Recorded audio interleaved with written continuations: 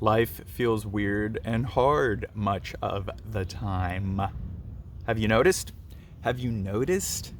Life feels weird and hard much of the time. And it's always changing and it's always shifting. So just when you think that you've got it going and you got it figured out, like something out there changes, or maybe everything out there stays the same, but then something in here changes.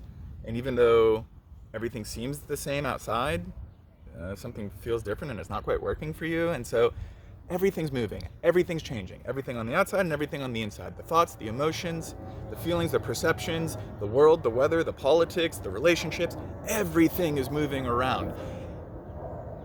If if we get caught up in all of those changing, moving parts, then we're constantly up and down, up and down. And now we're riding that roller coaster of emotions, of highs and of lows, and it gets very exhausting. And then you, me, us, trying to compensate for that are constantly shifting things in our lives. We're focusing on outside things, like, we want to acquire certain things and get a secure job and have certain types of relationships and go on certain types of trips. And if we get all of these things lined up, then that will, we think, make us feel better, and it'll help us stay at more of those highs and avoid more of those lows. But does that ever work long term? Has that ever, in the history of humans, ever worked long term? Or is it that you get that one thing, you feel good for a little bit, but then you're down low again? Sorry for the noise, new puppy over there. Um, and you're just constantly chasing. What if? What if it's not about the outside stuff? And even deeper than that, what if it's not about the inside stuff either? What if your thoughts and emotions are just going to always be flexing up and down, just like the weather in the sky? It's always going to be moving and changing, just like the circumstances on the outside. What if instead you, and when I say you, I don't mean your thoughts, your emotions, your personal history. I mean the conscious being. I mean the awareness that's back there, that's experiencing everything that you call your life.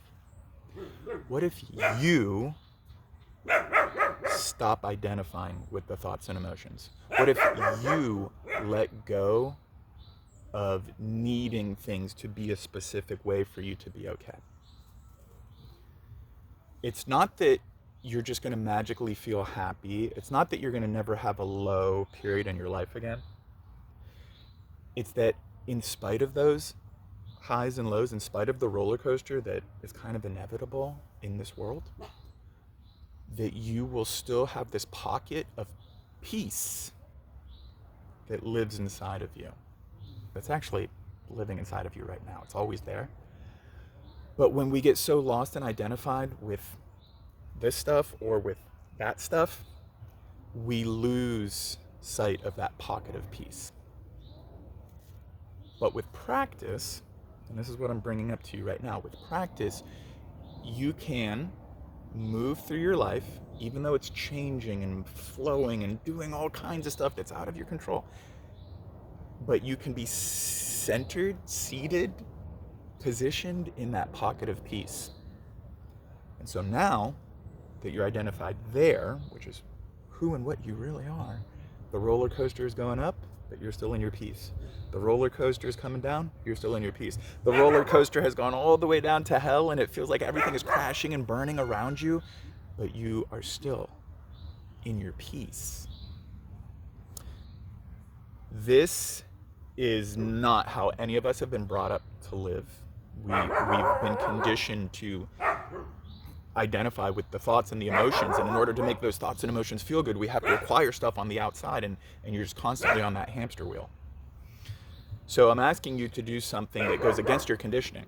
I'm asking you to, in spite of feeling low or feeling high, I'm asking you to stay in the center of peace. And you do that by just watching the thoughts and the emotions without identifying with them. And the analogy I could give you is if you were at a play rather than being the main character on the stage, living that life, which is what we're all doing right now, what if you were to just take a step back and become an audience member? You're still watching the same story. It's still the same life unfolding, but you're not engrossed and lost in it. You're back here in your little pocket of peace.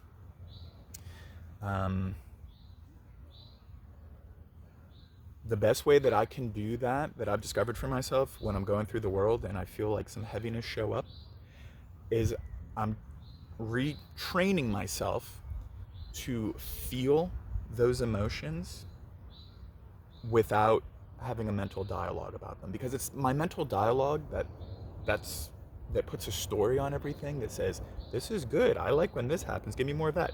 Oh no, this is bad, I hate when this happens, let's avoid that.